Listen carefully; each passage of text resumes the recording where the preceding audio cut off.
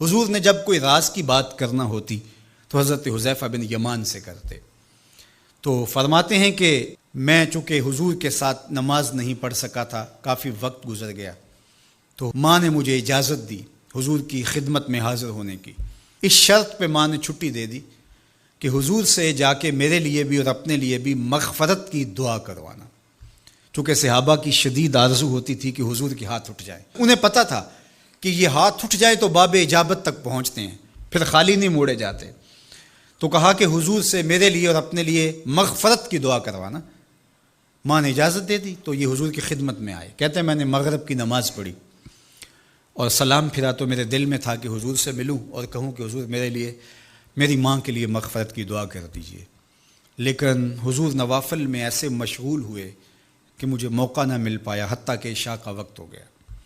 عشاء کی اذان پکاری جانے لگی، حضور نے نماز عشاء پڑھائی، سلام پھرا تو میرے دل میں تھا کہ ماں نے جاتے ہی پوچھنا ہے کہ دعا کروائی تھی تو کیا جواب دوں گا۔ مغرب کی نماز کی چھٹی ملی، عشاء بھی ہو گئی اور میں عرض نہیں کر سکا۔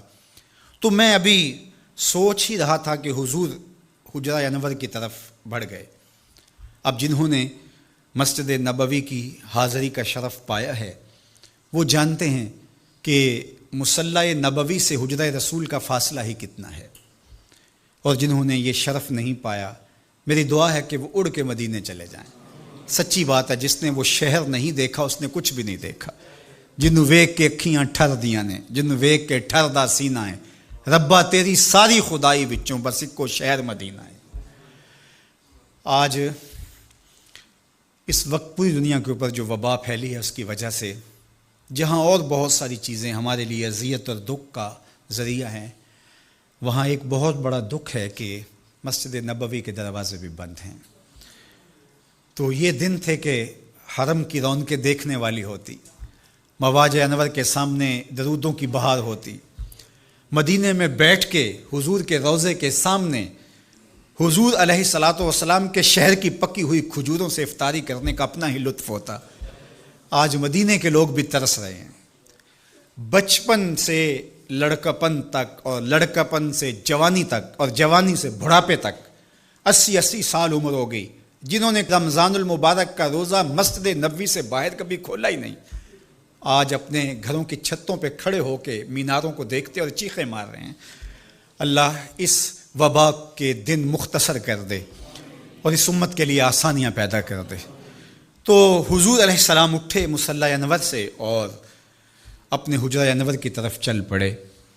تو حضرت حذیفہ بن یمان کہتے ہیں کہ میں بھی حضور کے پیچھے چل پڑا، غیر ارادی طور پہ کچھ رفتار تیز ہو گئی تو قدموں سے آہٹ پیدا ہوئی۔ تو حضور نے ارشاد فرمایا کہ من ھذا، کون ہے؟ پھر خود ہی کہا حذیفہ تو نہیں؟ قلت نعم، میں نے کہا جی جی حضور میں حذیفہ ہوں۔ تو آقا کریم علیہ السلام نے کوئی توقف کیے بغیر فرمایا ما حاجتوں کا غفر اللہ لک والے امے کا، اللہ تجھے بھی بخش دے، تیری ماں کو بھی بخش دے، کس کام آئے ہو؟